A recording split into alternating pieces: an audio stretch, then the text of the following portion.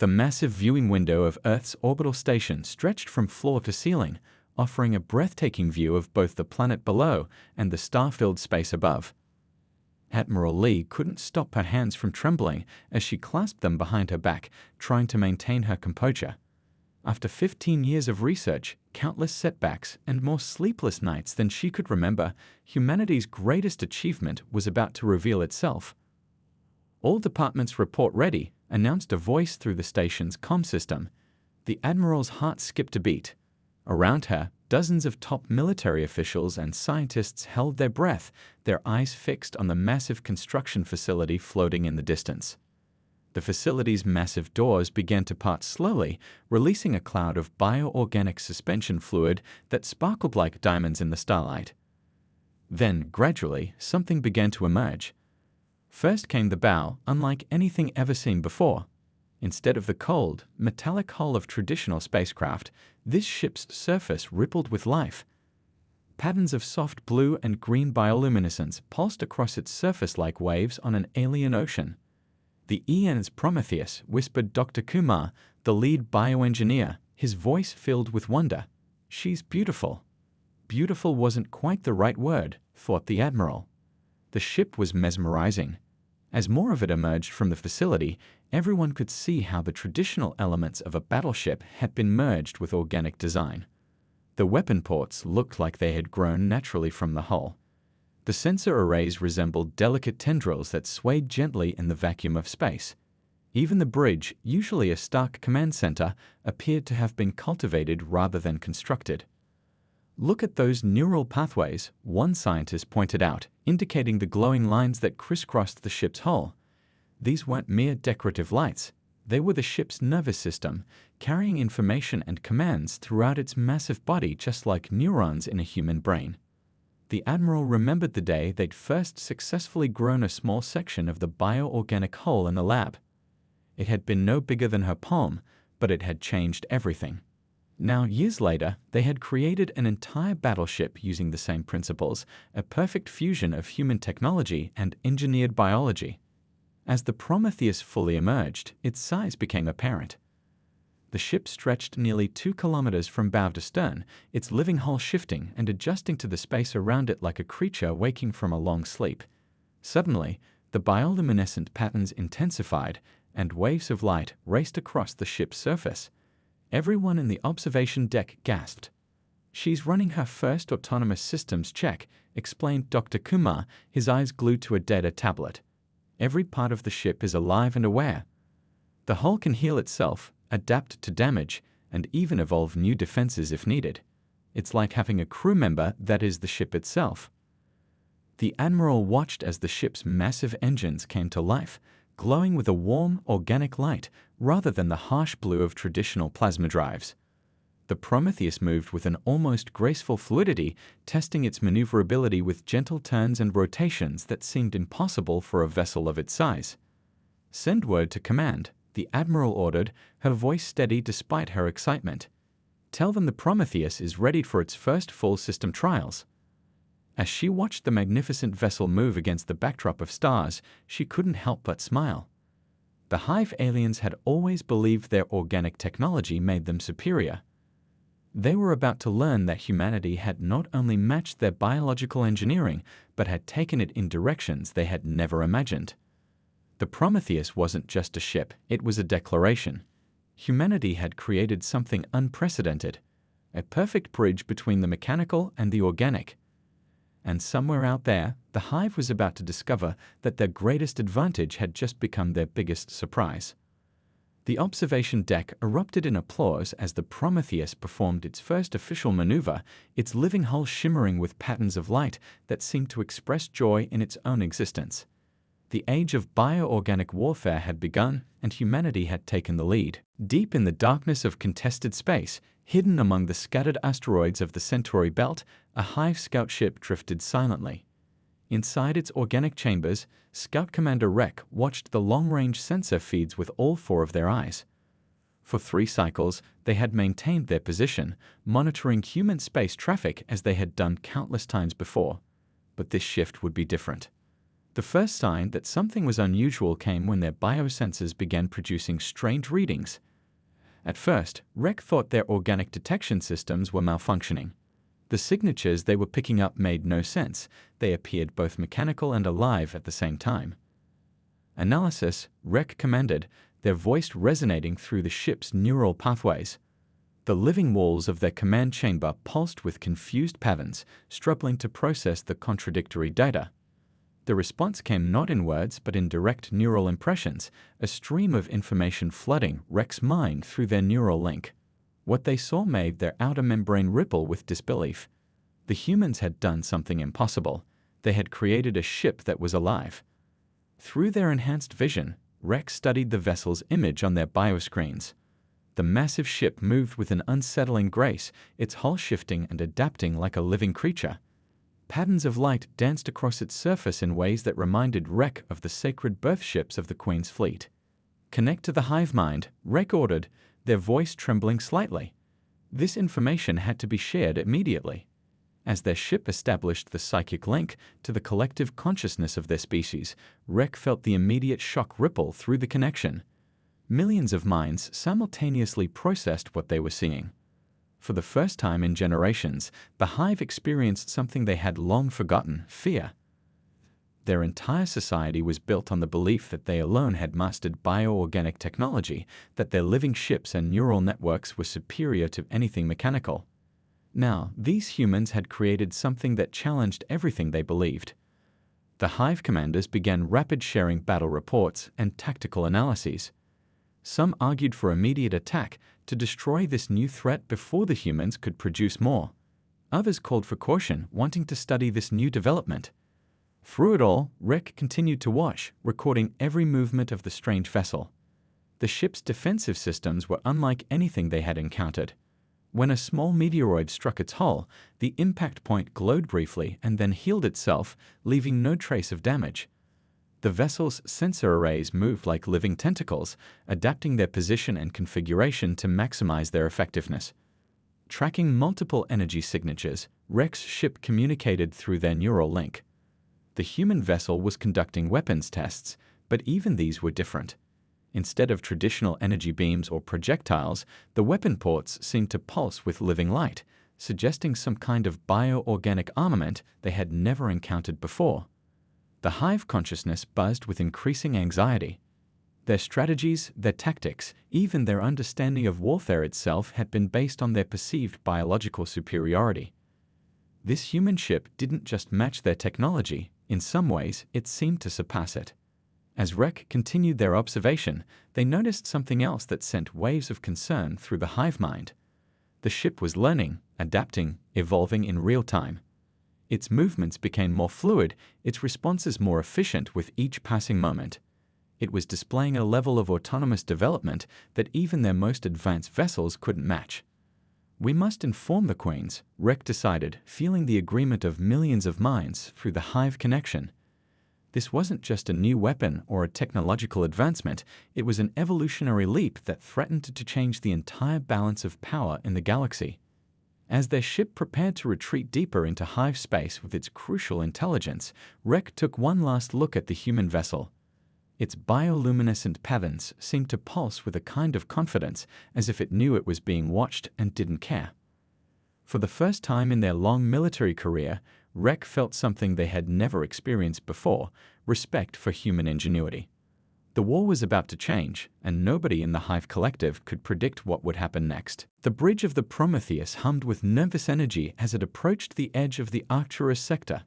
Captain Wu stood at the command station, his fingers lightly touching the bioorganic control interface. The living gel beneath his hands pulsed warmly, almost reassuringly, as if the ship could sense his tension. 3 Hive vessels detected ahead, reported Lieutenant Scene from the sensor station. "Standard patrol formation. They've spotted us." The captain nodded, keeping his expression neutral despite his racing heart. This would be their first real encounter with the enemy. Training simulations were one thing, but this was the moment of truth. Through the main viewport, they could see the Hive ships approaching. Their organic vessels looked like massive insects, with curved hulls that resembled chitinous exoskeletons. Usually, these ships would immediately move into attack positions. This time, something different happened. "Sir, they've stopped," Lieutenant Singh announced, confusion clear in her voice. "They're just hovering there." The Prometheus's neural network suddenly lit up with activity. Streams of bioluminescent patterns raced across the bridge walls as the ship's organic systems detected something unusual. The Hive vessels were attempting to establish a biological connection, the same way they communicated with their own ships. "They think we're one of them," Dr. Chen, the ship's biosystem specialist, realized aloud. "Their organic tech is trying to interface with ours." Before anyone could react, the Prometheus responded automatically. Its neural pathways flared brilliantly, sending out its own signal. The reaction was immediate and spectacular. All three Hive ships recoiled as if physically struck. Their organic hulls rippled with chaotic patterns of light. "What just happened?" the captain demanded, watching as the enemy vessels twisted in apparent confusion. Dr. Chen's hands flew over her console, reading the biological data streams. "Our ship's neural network is far more advanced than theirs. When they tried to connect, they received way more information than their organic systems could handle. It's like trying to drink from a fire hose." The bridge crew watched in amazement as the Hive ships attempted to regroup. Their movements had lost all coordination, their usual precision replaced by awkward, jerky motions. Through the neural feedback, the Prometheus had inadvertently scrambled their biological control systems. "They're transmitting something," communications reported. "Not standard Hive signals. This is different. It's being broadcast on all frequencies." The captain realized what was happening. They're calling for help. Not tactically, they're genuinely frightened. He could hardly believe it. In all the years of war, no one had ever seen the Hive show fear. The ship's AI interface, integrated with its organic systems, provided a translation of the Hive signals. It wasn't just a call for help, it was a warning. The Hive ships were telling their entire collective about something they never expected to encounter, a human vessel that was more biologically advanced than their own. "Sir, more Hive signatures appearing at the edge of sensor range," Lieutenant Singh reported. "A lot more." The captain smiled slightly. This was exactly what they had hoped for. The Prometheus wasn't just a warship, it was a message to the Hive. Humanity had not only caught up to their biological technology, but had surpassed it. "Take us closer," he ordered. "Let them get a good look." As the Prometheus moved forward, its hull began to pulse with bright patterns of light. Unlike the chaotic displays of the Hive ships, these were controlled, deliberate, a demonstration of mastery over the bioorganic systems. The ship was showing off, and doing it beautifully. The newly arrived Hive vessels kept their distance, their organic sensors drinking in every detail of the human battleship. Through their collective consciousness, this information would spread to every Hive ship, every colony, every queen. They would all know that everything had changed. "Send a message to command," the captain ordered. "First contact with Hive patrol successful." Their reaction, he paused, allowing himself a small grin, exceeded all expectations. The Prometheus's hull continued to shimmer with confident patterns of light as more Hive ships gathered at a safe distance. The first round of this new phase of the war had been won without firing a shot. Sometimes, the captain reflected, the best weapon isn't the one that destroys your enemy, but the one that makes them question everything they believed about you. 2 weeks after their first encounter with the Hive ships, the crew of the Prometheus was still learning something new about their vessel every day. The captain stood in the bioengineering lab, watching as his crew worked with their unprecedented technology, their faces glowing in the soft light from the living walls. "Watch this," said the young lieutenant at the neural interface station. She placed her hand on the organic control panel and thought about adjusting the ship's internal temperature. The walls immediately changed color from their usual peaceful blue to a gentle orange, and warmth spread through the room.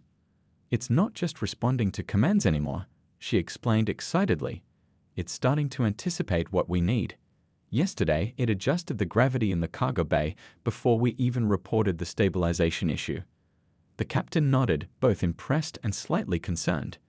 During their training, they'd been told the ship would have some autonomous functions, but this level of independence was unexpected. It was like the Prometheus was developing its own personality. Suddenly, the ship's warning systems activated. Red bioluminescent patterns raced across the walls, but something was different about them. Instead of the harsh, jarring alerts of traditional vessels, these warnings felt almost gentle, as if the ship was trying to calmly inform rather than alarm its crew. "Unknown object approaching," announced the bridge officer through the comm system. "Looks like space debris from a recent meteor shower." The captain hurried to the bridge, but before he could issue any orders, the Prometheus acted on its own. The hull near the approaching debris began to thicken, forming an additional protective layer. As the small meteoroid struck, the impact was absorbed by the living metal, which then simply reformed itself, leaving no trace of damage. "Did anyone order that defensive response?" the captain asked, looking around at his bridge crew. They all shook their heads, equally amazed. "Sir," called out the science officer, "you need to see this. The ship didn't just repair itself, it's actually improved the hull composition in that section. It's learning from the impact, making itself stronger." In the following hours, the crew watched in fascination as the Prometheus continued to evolve. The enhanced hull pattern slowly spread across the entire vessel, like an immune system upgrading its defenses. The ship was adapting, growing stronger, becoming more than its creators had imagined. During a routine patrol later that day, the captain ordered a standard evasive maneuver drill. The Prometheus responded by executing a series of moves that weren't in any manual, movements that should have been impossible for a ship of its size. It was as if the vessel had studied the basic maneuvers and then improved upon them. "The neural network is expanding," reported the biosystem specialist. "It's creating new pathways, like a brain forming new connections. Each experience is making it smarter, more capable." The crew gathered around the main display, watching the visualization of their ship's growing neural network. It was beautiful and slightly unnerving, like watching evolution happen in real time. "Look at these energy readings," one engineer pointed out. "The ship is becoming more efficient too. It's learning how to better use its resources, just like a living organism." As if to demonstrate this point, the Prometheus suddenly adjusted its power distribution, channeling excess energy into its growth systems. The hull rippled with waves of silver blue light, the organic metal flexing and strengthening itself. "It's not just a ship anymore," the captain realized aloud. "It's becoming a true living being. And we're not just its crew, we're becoming part of its evolution." The bridge fell silent as everyone considered the implications. They had expected to operate an advanced vessel, but instead, they found themselves partnered with something that was growing, learning, and evolving. The Prometheus wasn't just adapting to them, they were adapting to it, forming a relationship unlike anything in the history of space travel. As the ship continued its patrol, its living hull pulsing with gentle patterns of light, the captain couldn't help but wonder what other surprises their remarkable vessel had in store. One thing was certain: the age of traditional spaceflight was over. The future would belong to those who could grow their ships, not just build them. Deep within the core worlds of the Hive Collective, an unprecedented event was taking place. For the first time in over 3 centuries, all 7 queens had gathered in the Great Chamber. Their massive organic thrones pulsed with agitation as reports from across their empire continued to flood in through the hive mind network. The chamber itself was alive, its walls made of the same living material as their ships, but today even the architecture seemed to sense the queen's distress. Waves of uncertain colors rippled across the ceiling as the rulers of the hive faced a reality they had never imagined possible. "Show us again," commanded the first queen, her thoughts echoing through the neural network. The chamber's central display organ formed an image of the Prometheus, captured by dozens of different hive ships over the past weeks. "Impossible," the third queen's thoughts radiated frustration. "These humans are builders, not growers. They craft dead metal into shapes. They do not understand the way of living ships." But the evidence floating before them told a different story. The human vessel moved with the grace of a living being, its hull adapting and changing like breathing skin. Even now, as they studied it, they could see how it had evolved from the first sightings, growing stronger, more efficient, more alive. "Our advantage is gone," declared the sixth queen, causing distress patterns to ripple through the gathered attendants. "The humans have not just copied our biotechnology, they have surpassed it." The chamber erupted in a chaos of competing thoughts and emotions. For generations, the Hive had based its entire strategy on the superiority of their living ships. Their vessels could heal, adapt, and evolve. No human weapon could maintain superiority against an enemy that constantly grew stronger. Or so they had believed. Look at its neural patterns. The Second Queen directed their attention to a detailed scan. Their ship's consciousness is different from ours. Where our vessels think as one with the collective, their ship appears to think independently. This revelation sent another wave of shock through the chamber. Independent thought was something the Hive had long considered a weakness of their human enemies. How had they turned that very trait into an advantage? The Fourth Queen, youngest of the seven, broadcast an unexpected thought. Perhaps we have underestimated them. We saw their individuality as chaos, their independence as a flaw. But they have taken these traits and woven them into the very fabric of their living ship. Images from recent encounters filled the chamber's displays. They watched as the Prometheus demonstrated capabilities that none of their vessels possessed. Its reactions were unpredictable, its adaptations creative in ways that the hierarchical thinking of the Hive had never conceived. "This changes everything," the First Queen declared, rising from her throne. Her massive form cast shifting shadows on the living walls. "Our entire warfare doctrine must be reconsidered. If one human ship can do this," she didn't need to complete the thought. Everyone in the chamber could feel the implications. If the humans could build more ships like the Prometheus, if they could continue to advance this technology, we must strike now. The Fifth Queen's thought voice rang with authority. Destroy this abomination before they can create more. But the First Queen sent out a wave of calming pheromones. No, hasty action is what their ship expects. Can you not see? It is baiting us, testing us, learning from every encounter. Every failed attack will only make it stronger. The chamber fell silent as the truth settled over the gathering. For the first time in their history, the Hive faced an enemy that could match them not just in technology, but in the very nature of their warfare. The humans had taken everything the Hive thought they knew about them and turned it upside down. As the queens contemplated their next move, the walls of the chamber pulsed with patterns of uncertainty. The age of Hive supremacy was ending. The question now was not if they would adapt to this new reality, but how. The warning came just before dawn, ship time. The Prometheus's living hull flashed with urgent patterns as 5 Hive battleships emerged from hyperspace. The captain rushed to the bridge, his boots barely touching the floor as the ship's gravity systems automatically adjusted to speed his arrival. "They're taking offensive positions," called out the tactical officer, her hands dancing across the bio-organic interface. "This isn't like their previous encounters. They're here to fight."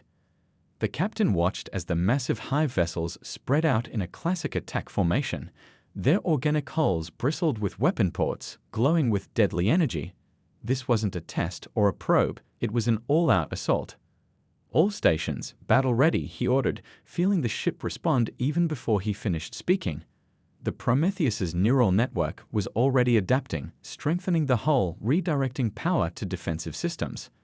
But what happened next surprised everyone. Instead of just preparing for battle, the ship began to change.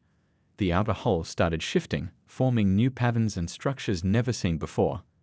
Bio-organic armor plates grew and thickened, creating overlapping layers that pulsed with protective energy. "Look at these readings," the science officer exclaimed. The ship isn't just defending itself, it's evolving new defensive systems in real time. It's like it analyzed all our previous encounters with the Hive and developed countermeasures. The first Hive attack came as a barrage of bioplasma torpedoes. In previous battles, such weapons had torn through human ships with devastating effect. But as they approached the Prometheus, something extraordinary happened. The ship's hull opened like a living flower, revealing previously hidden defense organs. These new structures absorbed the incoming fire, not just blocking it, but somehow converting the energy and feeding it back into the ship's systems. "Incredible," breathed the weapons officer. The ship created biological countermeasures specifically designed to counter Hive weapons. It's using their own technology against them. The Hive ships pressed their attack, launching wave after wave of assaults. Each time they tried a new tactic, the Prometheus adapted, its living systems evolving faster than anyone thought possible. When they attempted to hack its neural network, the ship's consciousness fragmented and reformed, becoming too complex to infiltrate. The whole breach in Section 4 is healing itself, reported engineering. The crew watched in amazement as damaged sections of the ship regrew stronger than before, incorporating elements of Hive technology it had encountered during the battle. But the most surprising development came during the height of the conflict. As 3 Hive ships coordinated a concentrated attack, the Prometheus revealed an entirely new capability. Its neural network expanded beyond its physical boundaries, reaching out to touch the organic systems of the enemy vessels. "Sir, we're receiving data we've never seen before," the communications officer reported excitedly. "The ship isn't just fighting them, it's learning from them, understanding their biological technology at a fundamental level." The captain realized they were witnessing something unprecedented. The Prometheus wasn't just a warship anymore. It had become an evolutionary breakthrough. Each attack, each encounter made it stronger, smarter, more adaptable. As the battle raged on, the Hive ships began to show signs of confusion. Their coordinated attacks became erratic as they faced an opponent that could not only withstand their best weapons, but turn those very attacks into advantages. "They're pulling back," announced Tactical, a note of awe in her voice. "All 5 ships are retreating." The bridge crew watched as the massive Hive vessels disappeared back into hyperspace, leaving behind a profound silence. The Prometheus's hull rippled with patterns of success, its newly evolved features seamlessly integrating into its structure. "Send word to command," the captain ordered, his voice steady despite his amazement. The Prometheus didn't just survive its first major battle, it revolutionized how we fight. As the ship's systems settled into their new configurations, the crew realized they had witnessed more than just a victory. They had seen the future of warfare transform before their eyes, and nothing would ever be the same. Nobody expected the next battle to turn into a moment of revelation. The Prometheus was patrolling the outer rim when 3 Hive dreadnoughts suddenly appeared. The massive ships, each twice the size of the Prometheus, moved into attack positions with deadly precision. The captain gripped his command station as the ship's neural network lit up with warning signals. But these alerts felt different somehow, more urgent, yet also more curious. "Sir, something strange is happening," the science officer reported, studying her readings with intense focus. "The ship's neural network is reaching out to the Hive vessels, but not in an offensive way. It's trying to communicate." Before anyone could react, the Prometheus initiated an unexpected protocol. Its bioorganic systems extended invisible tendrils of pure consciousness, reaching out to touch the minds of the Hive ships. The moment of contact sent shivers through every crew member. "The neural connection is stable," announced the communications officer, his voice filled with wonder. "We're receiving images, emotions, memories. The ship is creating a bridge between our minds and theirs." Through this unprecedented connection, the crew of the Prometheus suddenly found themselves experiencing the Hive's consciousness. It was overwhelming at first, millions of minds thinking as one, a vast ocean of shared thoughts and memories. "They're lonely," whispered the captain, voicing what everyone was feeling. Through the neural link, they could sense the deep isolation that drove the Hive's endless expansion. Despite their constant connection to each other, they desperately sought something they couldn't name. At the same time, the Hive was experiencing something equally profound. Through the Prometheus's advanced neural network, they were feeling the power of individual human consciousness for the first time. They witnessed memories of human creativity, innovation, and the strength that came from independent thinking. The Hive ships, "They're not attacking," the tactical officer reported, her voice soft with amazement. "They're just listening, learning, understanding." Through the connection, both sides began to see each other clearly for the first time. The humans realized that the Hive's aggression came from a deep-seated fear of being alone in the universe. The Hive discovered that human individuality wasn't chaos, it was a source of incredible strength and creativity. The Prometheus's hull rippled with new patterns as it processed this exchange, its neural network expanding to handle the flood of shared consciousness. The ship wasn't just translating between species anymore, it was helping both sides understand fundamental truths about each other. They've been searching for others like themselves, the science officer realized aloud. Their entire expansion, the war, they were looking for connection, not conquest. The neural link revealed how the Hive had developed their biological technology as a way to stay connected, to fight the terrible loneliness of space. They had seen human independence as a threat simply because they couldn't understand it. And we, the captain added, we've been so focused on defending against them that we never tried to understand why they were attacking in the first place. The bridge fell silent as images continued to flow through the neural link. They saw Hive children being born into instant connection with their entire species. They felt the comfort and security of never being alone. But they also felt the deep yearning for something different, something new. The Hive, in turn, experienced human family bonds, friendships, and the joy of individual discovery. They felt the strength that came from choosing to connect rather than being born connected. They began to understand that there was more than one way to fight loneliness. As the neural connection slowly faded, both sides had been changed forever. The Hive ships remained in position, but their weapon ports had closed. The Prometheus's hull glowed with soft, peaceful patterns. "Send a message to command," the captain ordered, his voice thick with emotion. Tell them we finally understand each other. And maybe, just maybe, that's better than understanding war." The Prometheus had done more than survive another battle. It had opened a door that neither side knew existed. In trying to become the ultimate weapon, it had become something far more valuable, a bridge between two vastly different ways of existing. Word of the Prometheus's unprecedented neural connection with the Hive spread quickly through both human and Hive space. The captain stood before the Earth Defense Council, explaining what had happened during that remarkable encounter. It wasn't just communication, he told the assembled leaders, his voice echoing in the Grand Chamber. The ship showed us who they really are and showed them who we are. For the first time, we truly saw each other. The council chamber's massive screens displayed data from the encounter. Complex neural patterns danced across the displays, showing how the Prometheus had bridged the gap between two vastly different forms of consciousness. The Hive reached out again this morning, announced the Fleet Admiral, drawing everyone's attention. They're requesting another meeting with the Prometheus. They say that queens want to experience the connection themselves. The revelation sent whispers through the chamber. The queens had never directly engaged with humans before. Their willingness to connect now represented an extraordinary shift in Hive behavior. Back aboard the Prometheus, preparation for this historic meeting was underway.